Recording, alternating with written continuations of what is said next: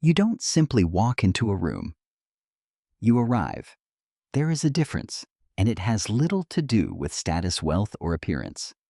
Truly confident people change the atmosphere through the way they carry themselves. They don't demand attention or announce their importance. Their composure, self-control, and quiet confidence naturally draw attention. Presence is not an inborn gift. It is the result of countless deliberate choices, disciplined habits, and the ability to remain steady under pressure. Machiavelli's The Prince was not written as an idealistic story about virtue. It was a practical study of leadership influence and the realities of power.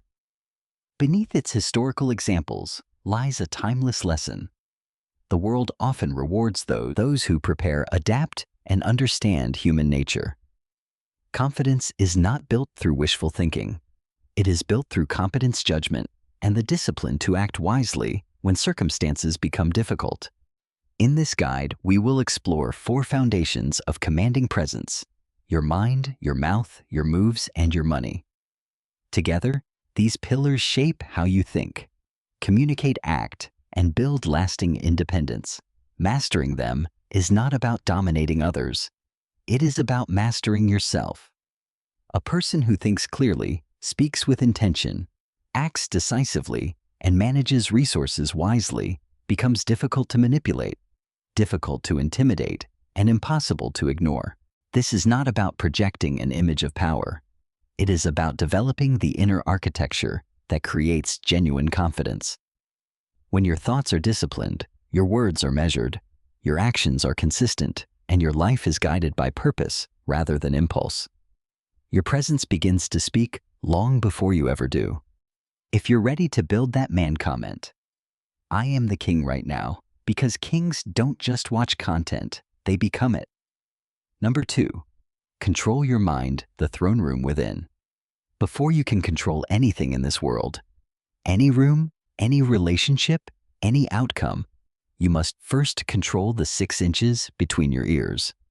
That is the real throne room, not an office, not a mansion, not a title. Your mind is where your kingdom either rises or collapses, and most men have surrendered that throne without even realizing it. They've handed it over to social media, to opinions, to fear, to the desperate need for approval from people who haven't built anything worth respecting. Machiavelli understood something that modern men are too distracted to see, that the most dangerous battlefield is internal. Your enemies don't need to defeat you if your own mind is already doing the work for them. Every time you spiral into self-doubt, every time you react emotionally instead of strategically, every time you let someone else's words live rent-free in your head, you're handing your throne to your enemy and smiling while you do it. A king thinks in outcomes, not emotions. He doesn't ask, "How does this make me feel?" He asks, "What does this position mean to gain?" He doesn't react to chaos, he studies it. He doesn't fear pressure. He uses it like a whetstone, letting it sharpen him while lesser men crack under the weight. The Stoics called it the inner citadel, a fortress of the mind that no external force could penetrate unless you open the gates. Machiavelli called it vert, the disciplined will to act with precision when the world demands panic. You need both. You need the Stoics' calm and the Prince's cold calculation running simultaneously in your mind at all times. Train your mind like a weapon, protect it like a kingdom. Because a king who loses his mind first loses everything else second. Comment, "My mind is my empire," if this is hitting different right now. Number 3, control your mouth. Silence is a weapon. The most powerful thing a king can do in a conversation is nothing absolute silence, controlled, deliberate, weaponized silence. Most men cannot stop talking. They fill every gap, every pause, every moment of tension with words. Because silence makes them uncomfortable. Because they need to be heard. Because somewhere deep inside, there's still that boy desperately trying to prove himself to a room that wasn't even paying attention. You don't simply walk into a room. You arrive. There is a difference. Most people enter hoping to be noticed. A truly formidable person enters already knowing who they are. They do not chase attention, announce their importance, or compete for the spotlight. Their composure changes the atmosphere before they speak a single word. Presence is not a gift bestowed at birth. It is forged through disciplined habits, difficult decisions, and the quiet confidence that comes from mastering yourself. Machiavelli's The Prince was never meant to comfort the idealist. It was written to educate the strategist. Beneath its political lessons lies a timeless principle. The world rarely rewards good intentions alone. It rewards preparation, competence, and the ability to remain composed when others lose control. Real authority is not built on appearance or charisma. It is built on judgment, self-restraint, and the willingness to act with purpose when circumstances become uncertain. In this journey, we will examine the 4 pillars of commanding presence: your mind, your mouth, your moves, and your money. These are the foundations of a person who cannot be easily manipulated or intimidated. Your mind determines how you think under pressure. Your mouth determines the weight of your words. Your moves reveal your discipline and intentions. Your money reflects your independence and ability to create choices. Together, they form the architecture of lasting influence. This is not about pretending to be powerful or performing confidence for an audience. It is about becoming the kind of person whose character speaks before their voice does. When your mind remains calm, your words are deliberate, your actions are consistent, and your life is guided by purpose rather than impulse. Your presence becomes undeniable. You no longer need to convince people of your strength. They recognize it instinctively, because true authority is never shouted. It is quietly lived. Speak with precision. Speak with purpose. Speak only when your words will either build something, destroy something, or move something forward. Everything else is noise, and kings don't make noise, they make moves. The man who masters his mouth masters the perception others have of him. And perception in this world is everything. It is the invisible crown that either sits on your head or gets knocked off by your own loose tongue. Guard your words like a fortress guards its gates. Let only what is necessary pass through. Comment: silence is my sword right now if you understand what I just handed you.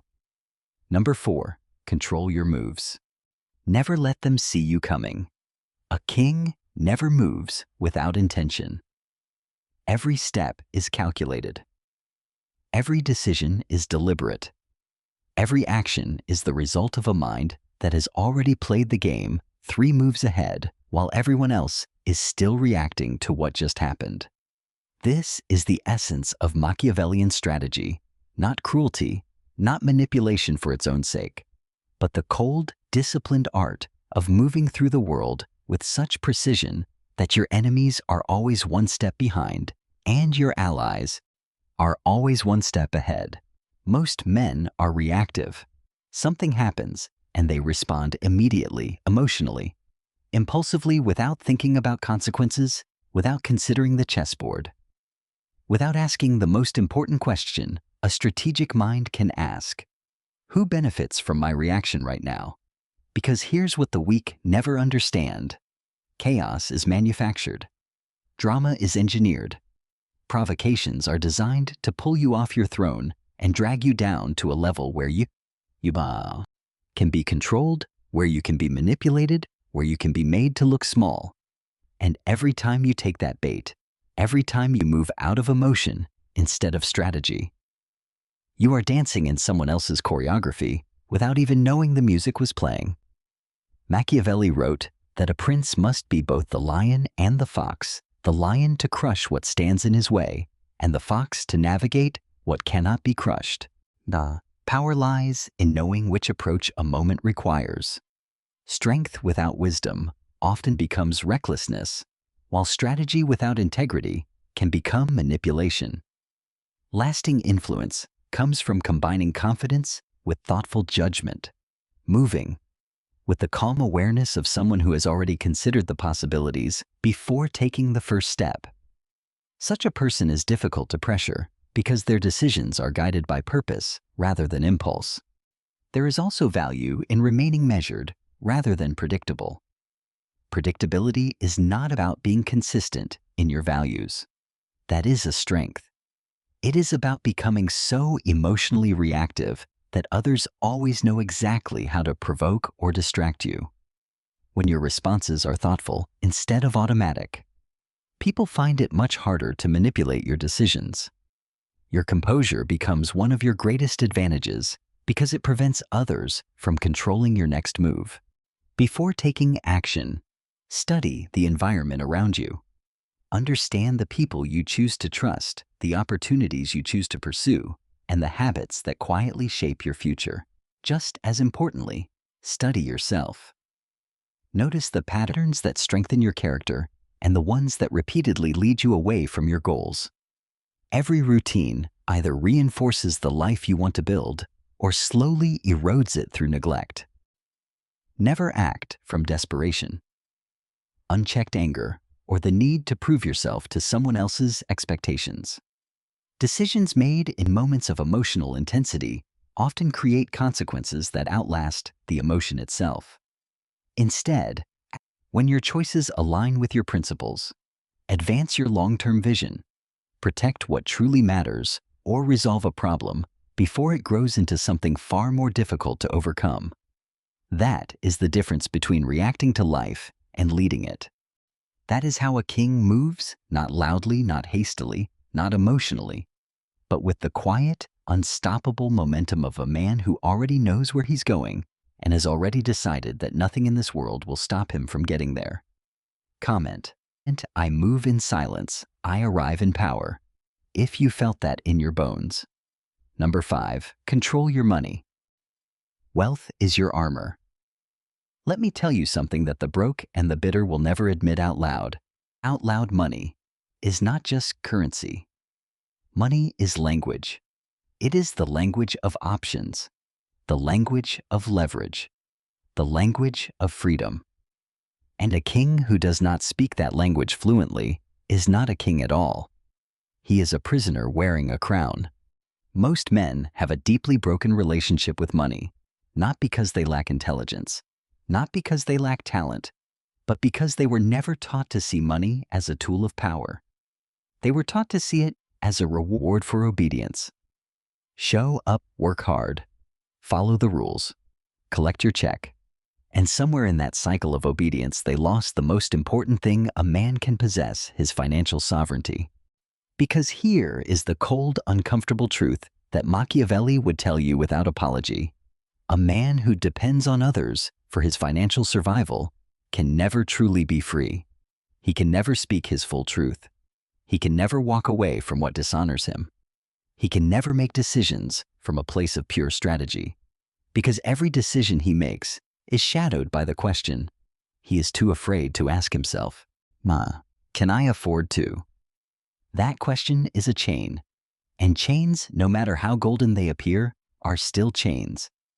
A king builds his financial life like he builds his kingdom, with architecture, with intention, with long-term vision that refuses to be seduced by short-term pleasure. He does not spend to impress. He does not buy status symbols to fill voids that money was never designed to fill. He does not confuse looking wealthy with being wealthy, because one is a performance and the other is a position. And kings hold positions, they don't perform them. Machiavelli understood that financial independence is not just about comfort, it is about power. It is about having the ability to act without permission to move, without asking to build, without begging. Every dollar a king saves is a soldier in his army. Every investment he makes is a fortress being constructed on new territory. Every unnecessary expense he eliminates is a weakness being removed from his armor. He thinks about money, not in terms of what it can buy him today, but in terms of what it can build him tomorrow. Because wealth is not a destination, it is a weapon. And like every weapon a king possesses, It must be maintained, sharpened, and deployed with precision. Study money the way you study your enemies, obsessively, patiently, without emotion. Understand where it flows, why it flows, and how to position yourself in the path of that flow. Build multiple streams, because a king never relies on a single river to sustain his entire kingdom.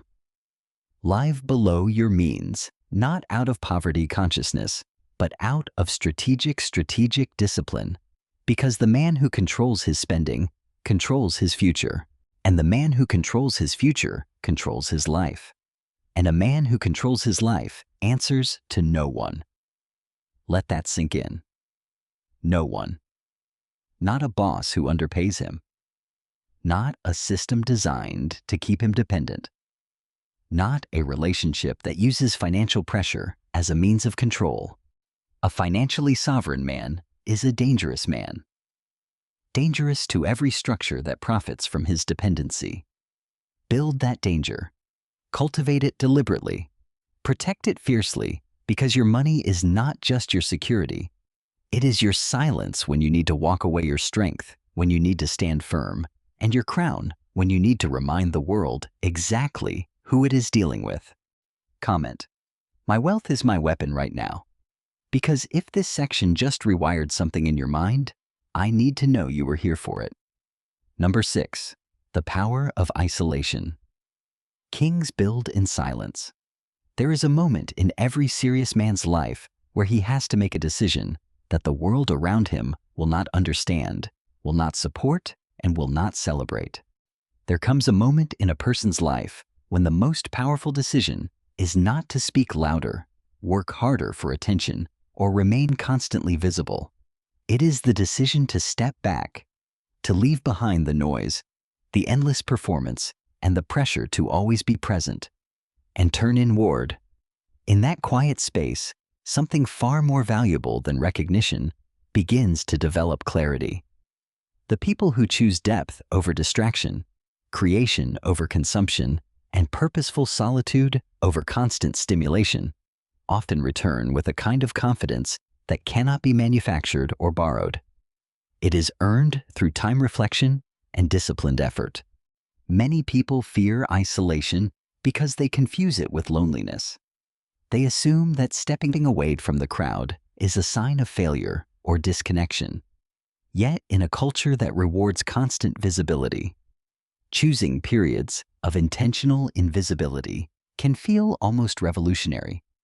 It often makes others uncomfortable, not because there is something wrong with the person who withdraws, but because it challenges the belief that worth must always be measured by attention, approval, or activity. That discomfort does not have to become your burden. It often reflects the expectations and habits of those observing you, rather than any flaw in your decision. Solitude, when chosen with purpose, is not an escape from life. It is an opportunity to reconnect with it. It creates distance from the opinions, distractions, and constant demands that can gradually drown out your own judgment and values. Think of solitude as a workshop rather than a prison.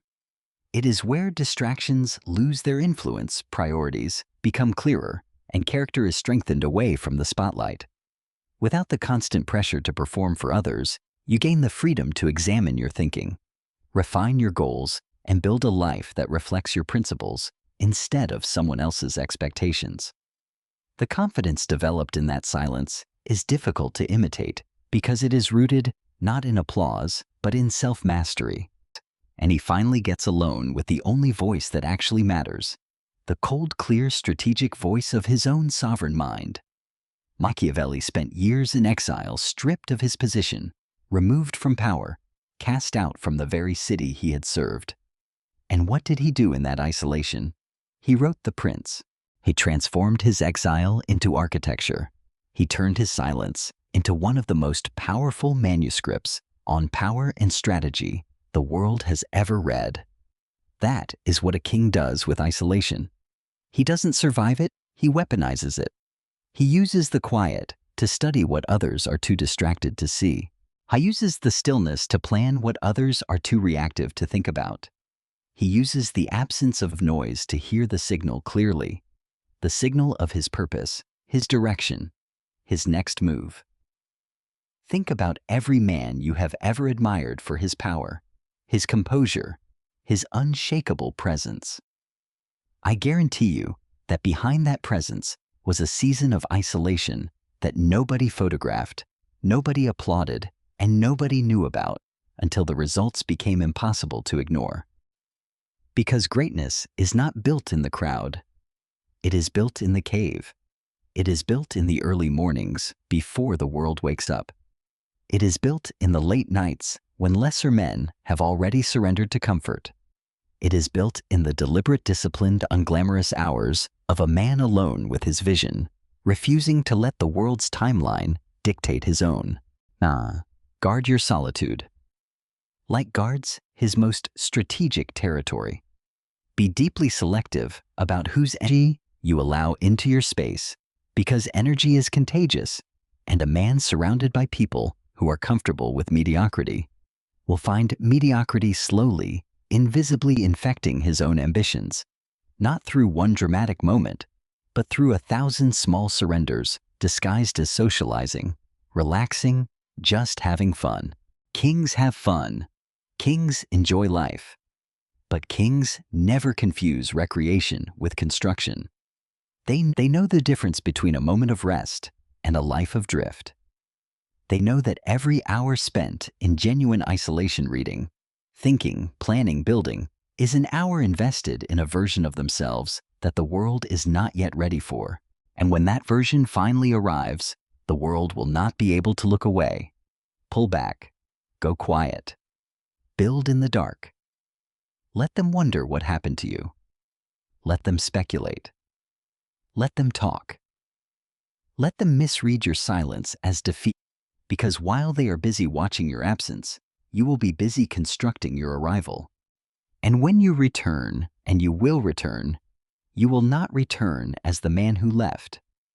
You will return as something they do not have a name for yet, something composed, something calculated, something that carries the unmistakable weight of a man who went into the fire alone and came out forged.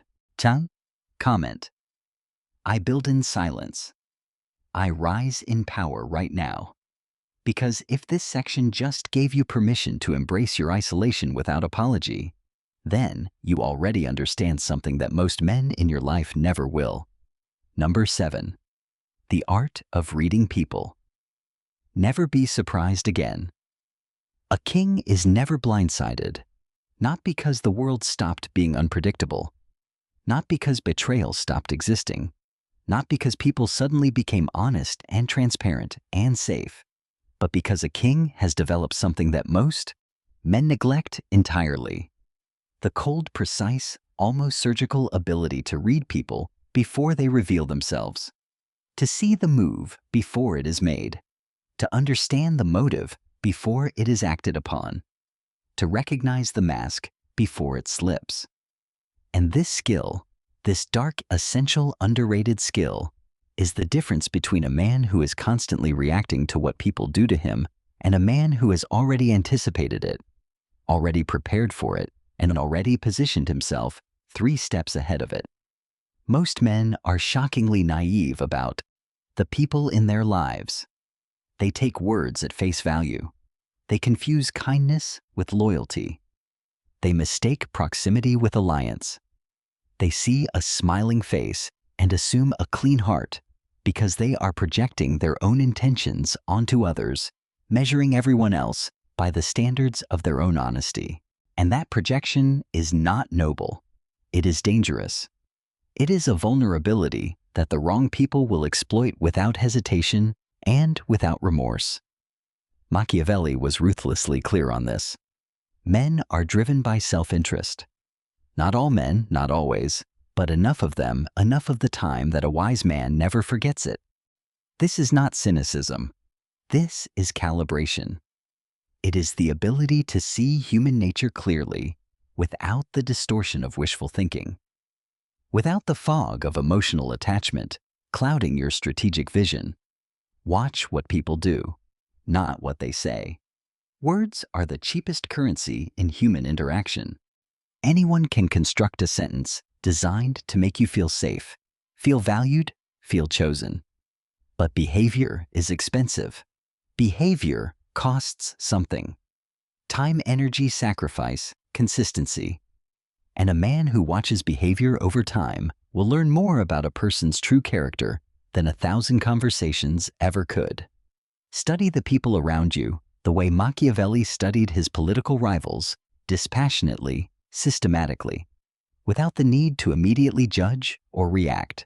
Watch how they treat people who can do nothing for them. Watch how they speak about others when those others are not in the room. Watch what they do when they think no one is paying attention, because that is when the mask loosens, when the performance drops, when the real architecture of a person's character becomes briefly beautifully visible. Learn to observe body language, not as a trick for reading minds, but as one source of information among many. The way a person carries themselves, their posture, facial expressions, tone of voice, and eye contact can provide useful clues about their comfort, confidence, or emotional state. These signals are valuable when considered alongside the context and the person's words, not as proof of what they are thinking, but as pieces of a larger picture. A thoughtful observer pays attention before reaching conclusions. Brief changes in facial expression, hesitation before answering, shifts in posture or changes in tone may suggest that someone is uncertain, uncomfortable, or carefully considering their response. However, no single behavior reliably reveals deception or hidden motives. Wise judgment comes from gathering multiple observations over time rather than relying on isolated moments or assumptions. Approach people with curiosity instead of certainty. Do not build opinions based on who you hope they are or who you fear they might become. Instead, pay attention to patterns. Character is revealed less by dramatic declarations than by consistent behavior. The promises people keep, the way they treat others. When nothing is at stake, the habits they repeat and the choices they make under pressure often tell a far more reliable story than any single conversation. The strongest judgments are grounded in evidence accumulated over time. Observe patiently, listen carefully, and allow actions to carry more weight than impressions. Most people reveal their values gradually through ordinary moments that others overlook. When you learn to notice those patterns without rushing to conclusions, your decisions become clearer, your trust becomes wiser, and your understanding of others becomes more accurate. And once you have truly seen someone, once you have stripped away the performance and looked directly at the pattern beneath it, you cannot unsee them. You now possess something priceless: clarity. The cold, liberating, strategically invaluable clarity of a man who knows exactly who is standing in front of him and can therefore decide with precision how much access, how much trust, how much of his sovereign energy that person deserves to receive. Some will deserve your full alliance. Most will deserve your polite distance. A few will deserve nothing but your awareness of their presence and your refusal to turn your back. Categorize people not with cruelty, but with accuracy. Not out of paranoia, but out of the deep disciplined self-respect of a man who understands that his inner circle is his most strategic asset, and that the wrong person inside that circle can unravel in months what took years of isolation, sacrifice, and silent construction to build. Protect your circle like a king protects his court. Audit it, ruthlessly upgrade it, consistently, and never not once. Let sentimentality override your intelligence when the evidence is already sitting directly in front of you. Comment, I see clearly. I move wisely right now, because the man who masters the art of reading people stops being a victim of them forever. Number 8. The Code of Loyalty. Who deserves your kingdom? There is nothing more expensive in a king's life than misplaced loyalty. Nothing. Not a bad investment, not a failed strategy, not a lost opportunity, because money can be rebuilt. Strategies can be revised, and opportunities have a way of returning to a man who is prepared for them. But time given to the wrong people, energy poured into those who were never truly in your corner, that cannot be recovered, that is gone permanently, irretrievably gone. And the painful reality that most men refuse to confront until the damage has already been done is this: not everyone who is close to you is loyal to you. Not everyone who smiles with you is building with you. Not everyone who calls you a brother, a friend, a confidant, has your actual interests anywhere in the architecture of their intentions. Some people are in your life because of what you represent to them. Some are there because of what you provide. Some are there because your proximity gives them access, gives them status, gives them a reflection of success they have not yet earned for themselves. And the moment you stop being useful, the moment your season of struggle arrives, the moment you make a decision that no longer serves their agenda, you will discover with brutal, clarifying precision exactly what that relationship was actually built on. Machiavelli understood loyalty not as a sentiment, but as a structure. He distinguished clearly between those who are bound to a prince by necessity and those who are bound by genuine allegiance. And he warned with the cold precision of a man who had been betrayed by his own city that the difference between the two is invisible until the moment of crisis arrives, and by then it is usually too late to reposition. So a king does not wait for the crisis to reveal his court. He studies his court before the crisis. He tests, quietly observes patiently, and withdraws strategically. Not with drama, not with accusations, but with the silent, methodical intelligence of a man who is auditing his kingdom with the same ruthless precision he applies to every other domain of his life. Real loyalty is rare. Understand that first. Accept it without bitterness and without the naive expectation that everyone around you is operating at your level of integrity. They are not. Most people are loyal to their own comfort, their own advancement, their own survival. There is nothing unusual about people acting in ways that reflect their own interests, fears, or incentives. That is part of human nature. The mistake is not recognizing that reality. A thoughtful leader understands that people are shaped by their circumstances, motivations, and priorities.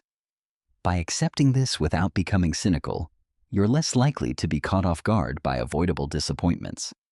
Clear judgment allows you to respond with wisdom instead of surprise. An equally important question is one that many people rarely ask.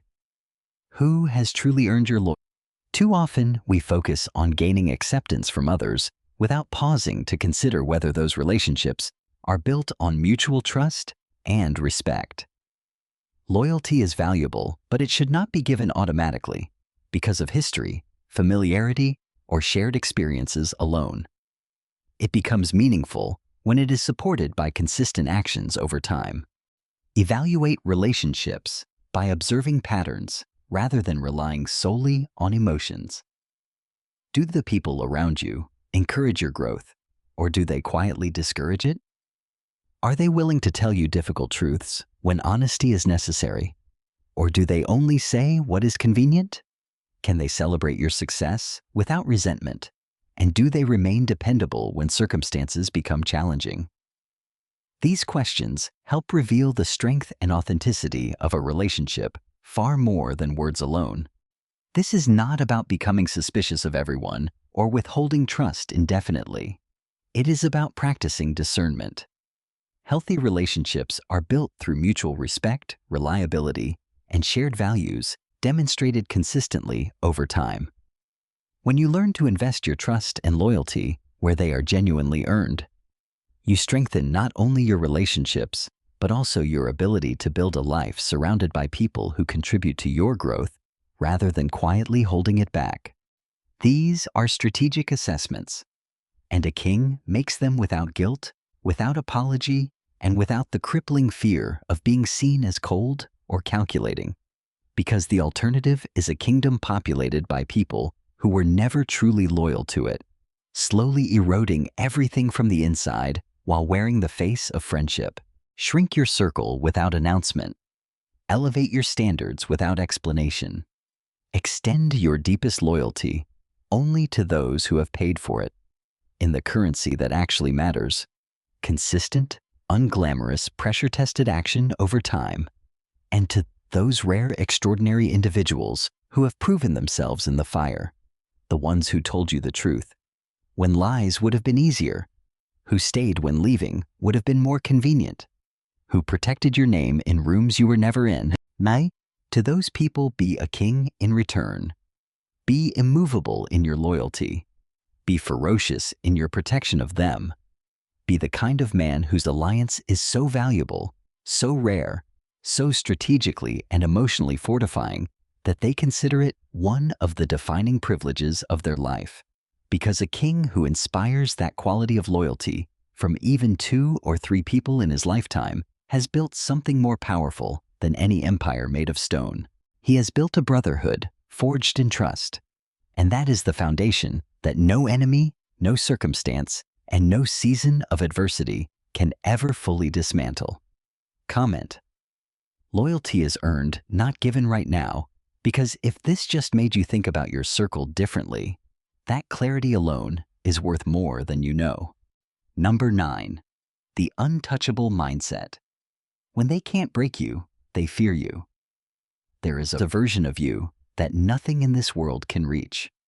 No rejection, no failure, no betrayal, no public humiliation, no season of loss, no opinion, no criticism, no carefully constructed attack on your character or your confidence. A version of you that absorbs everything, every blow, every setback, every attempt to diminish or destabilize, and converts it quietly and without performance into fuel. That version of you is not a fantasy. It is not reserved for a chosen few who are born with unshakable confidence and iron composure.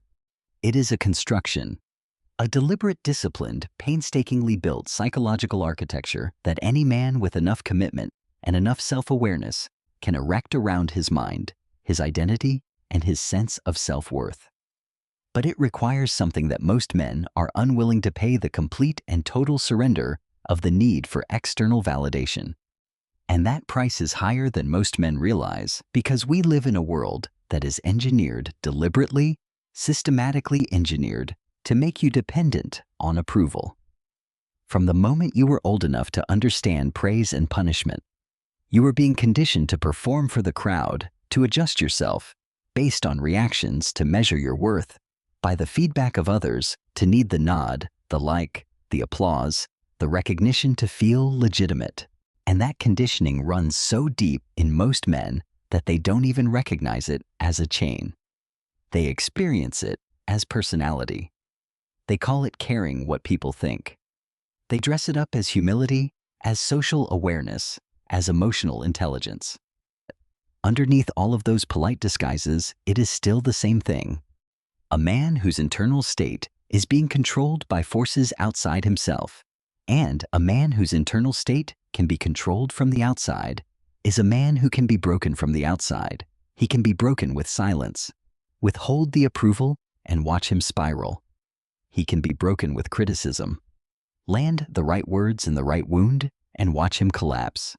He can be broken with rejection. Remove the acceptance he has been performing for and watch his entire identity destabilize. But the untouchable man, the man who has done the brutal, unglamorous, deeply uncomfortable work of building his worth from the inside out, that man cannot be reached by any of those weapons. Because those weapons only work on men who need something from the people wielding them, and he needs nothing. Not your approval, not your understanding, not your validation of his choices, his vision, his path, or his identity.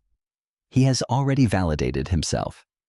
Not out of arrogance, not out of delusion, but out of the deep, earned, evidence-based knowledge of a man who has been tested, who has survived, who has looked directly at his own darkness and his own weakness without flinching, and decided that he is still unequivocally worth building.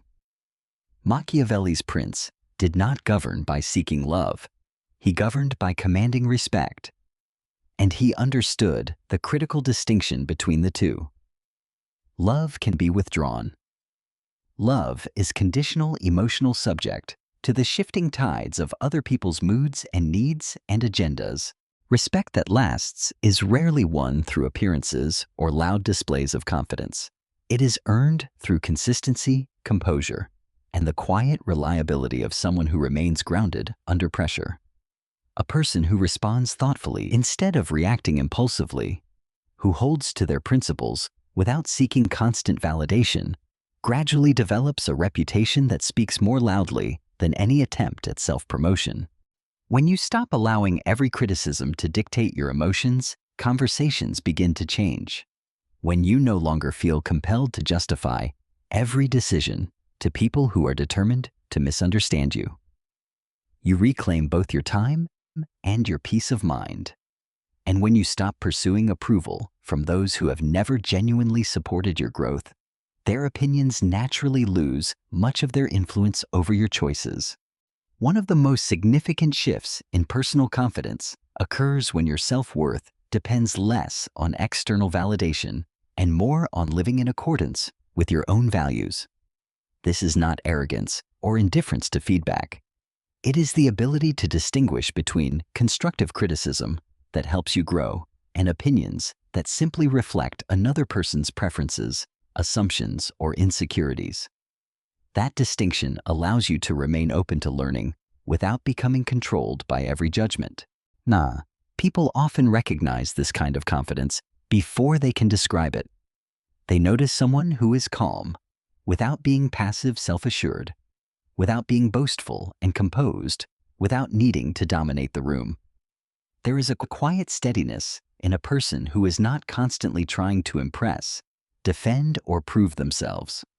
That quiet confidence inspires trust and respect because it signals something difficult to imitate a character that remains stable regardless of changing circumstances or public opinion. It triggers caution. It triggers the involuntary recognition that this man operates by a different set of rules. Rules that were written not by society, not by fear, not by the desperate need to belong, but by a man who sat alone in his own silence long enough to author his own code and commit to it with his entire being. That is what makes a man untouchable. Not wealth alone, not status alone, not physical dominance or social influence, or any external marker of power that can be stripped away by circumstance.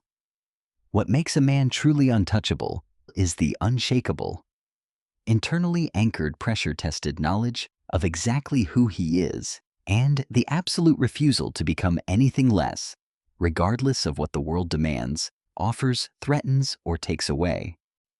Become that man. Not tomorrow. Not when conditions are perfect. Not when the world finally gives you permission. Now, in the middle of the chaos, in the middle of the uncertainty, in the middle of whatever season you are currently navigating, decide right now that you are no longer available to be broken. Decide that your identity is no longer a negotiation.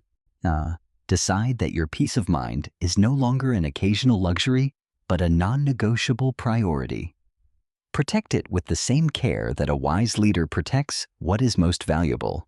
Your attention, emotional balance, and sense of purpose are limited resources. When you learn to guard them intentionally, you become far less vulnerable to distractions, unnecessary conflict, and the expectations that constantly compete for your energy. Life will challenge your composure. There will always be criticism, setbacks, misunderstandings, and moments designed to test your patience. You cannot control every circumstance, but you can choose how you respond. Each time you refuse to let frustration dictate your actions, you strengthen a quality that cannot be taken away: self-command. Over time, people begin to recognize that your stability is not dependent on favorable conditions, but on the discipline you have built within yourself. That consistency earns trust and respect far more reliably than intimidation ever could. If this message has changed the way you think about resilience leadership, or personal growth, pause for a moment and ask yourself what principle you will begin applying today. Ideas become valuable only when they influence decisions. One deliberate action is worth far more than 100 inspiring thoughts left unpracticed. This is not the end of a discussion. It is the beginning of a practice. Every principle you have encountered is only potential until it becomes part of the way you live. Machiavelli's writings were not intended as abstract philosophy alone. They challenged readers to think strategically about leadership, judgment, and human nature. The same challenge remains today. Take what is useful, apply it consistently, refine it through experience, and build a life guided not by impulse or circumstance, but by clarity, discipline, and purpose. He wrote for men who apply. Knowledge without execution is just entertainment, and kings are not entertained, they are transformed. You now carry 4 pillars: mind, mouth, moves, and money. Guard them, master them, build with them daily, quietly, without apology, and without permission. The world will not make space for your kingdom. You will have to claim it. Brick by brick, decision by decision, silence by silence. The throne was never going to be handed to you. It was always going to be built by you. So, go build it. Go become the man this world cannot ignore, cannot manipulate, and cannot break. Comment: I am the king one final time. Let that be your declaration, not just to this channel, but to yourself. Before you leave, watch this next lesson. It reveals the one mistake that makes intelligent people lose respect without realizing it.